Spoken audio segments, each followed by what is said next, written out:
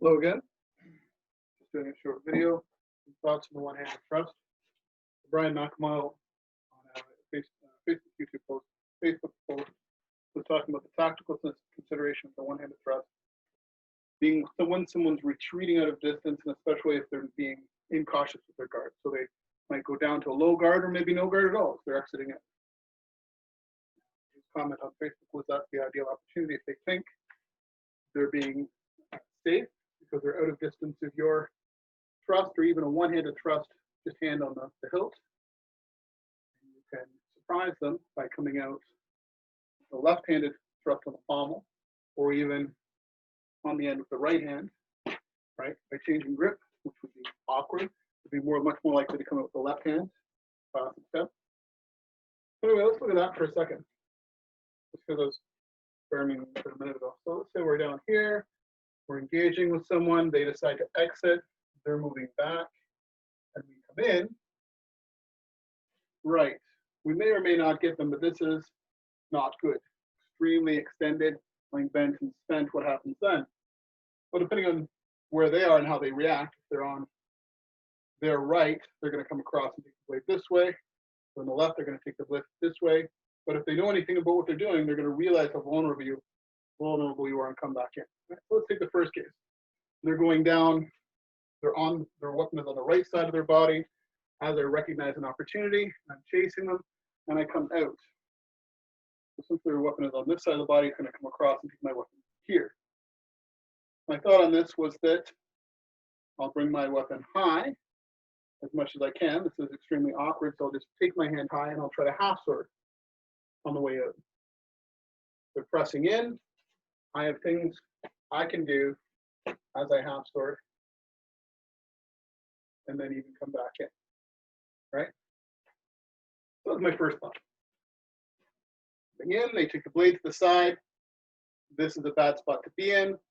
Start to come back, and then work your half sword plays until you get the other hand on, especially if they're going back out again. Now, could we get our right hand back onto the handle? Sure, we could. They could come out, they could come across, and I could immediately just bring the right hand back on, and away we go. In fact, when I come out with my left-handed thrust, I can have my right hand, right? Sure, I'll be bladed, I'll be reaching. I could have my right hand up near my temple or front shoulder, be able to get it back onto the hilt as I come in. I'm assuming they're going to be applying pressure to the blade as they come in. They're going to want to suppress down. So if I do this, I might get caught. I could put a hand on the blade. I could just press down and in, suppress, which is why I'm thinking the better thing would be to get your hand on the blade as soon as possible. Of course, trying to catch a moving sharp blade, even if it's just your own blade, under pressure from their blade is dangerous. So stand high and then stepping back would be the awkward thing, and then trying to get this safely might be tricky. Perhaps it'll be easier, instead of trying to catch it here in front of you, pivoting out of the way and then coming through. That turns it into more of a tremezone from the Bolognese, right? I'm coming out, my hand is up here, comes across, volta stabile, or actually do a mini tutta volta. As this comes high, now it becomes almost similar to staff or spear and dagger, right? We've got something in front of you going across here. Now I can play from here. Not sort of. Those are a few thoughts from that side, if their weapon is the right. If I'm thrusting and they actually have their weapon to the left side, things are different. Coming in, they're going to come across, either overbind or beat, or they might void it, right? If they void it, great. I might have an uninterrupted chance to just get back out. But let's assume the worst case scenario. They come across, they beat.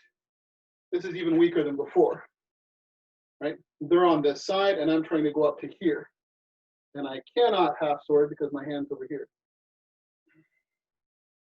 So here, that's the best I can see. Is recovering, right hand on under the handle as I try to come out. Now I was doing a volta stabile before. This would be counterintuitive in this case. Perhaps. Here they take the blade aside, same footwork, trying to get desperately hands high with the left hand, right hand on, hope that I'm not suppressed. I'm suppressed, then come back in. So those are a couple of quick thoughts about the left-handed sort of thrust and applications and recovery. Of course, that's from the left hand.